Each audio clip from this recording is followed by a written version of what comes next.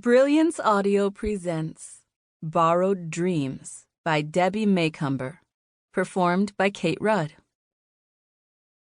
"Don't worry about a thing," George Hamlin stated casually on his way out the door. "Yes, but," Carly Grieves interrupted. This was her first day on the job in Anchorage, Alaska, and she was hoping for a few more instructions. "But what would you like me to do?" Take any phone messages and straighten the place up a bit. That should keep you busy for the day. He removed his faded cap and wiped his forearm across his wide brow as he paused just inside the open doorway. "All day?" Carly mused irritably. "What time should I expect you back?" Not until afternoon at the earliest. I'm late now. His voice was tinged with impatience. A couple of drivers will be checking in soon. They have their instructions. Fleetingly, Carly wondered if their orders were as vague as her own. See you later. George tossed her a half smile and was out the door before she could form another protest. Carly dropped both hands lifelessly to her sides in frustrated displeasure. How could George possibly expect her to manage the entire office on her own? But, apparently, he did just that. On her first day, no less. With only a minimum of instruction, she was to take over the management of Alaska freight forwarding in her employer's absence. "Didn't Diana warn you this would happen?" She spoke out loud, standing in the middle of the room, feeling hopelessly inadequate. Good heavens. What had she gotten herself into with this job?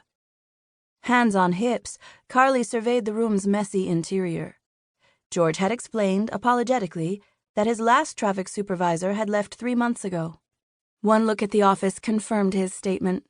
She couldn't help wonder how anyone could run a profitable business in such chaos. The long counter was covered with order forms and a variety of correspondence, some stained with dried coffee. The ashtray that sat at one end was filled to overflowing. Cardboard boxes littered the floor, some stacked as high as the ceiling.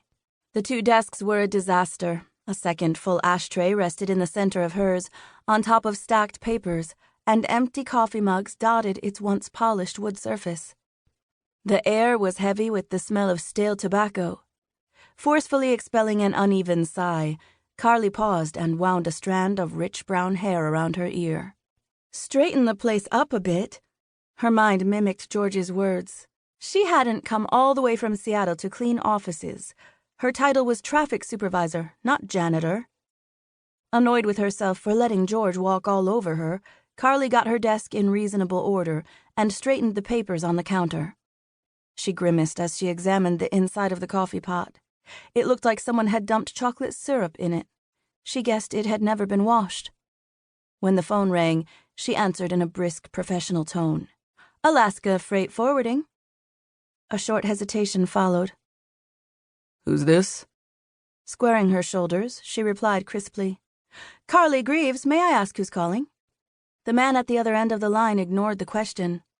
Let me talk to George. It seemed no one in Alaska had manners. "George is out for the day. May I ask who's calling?"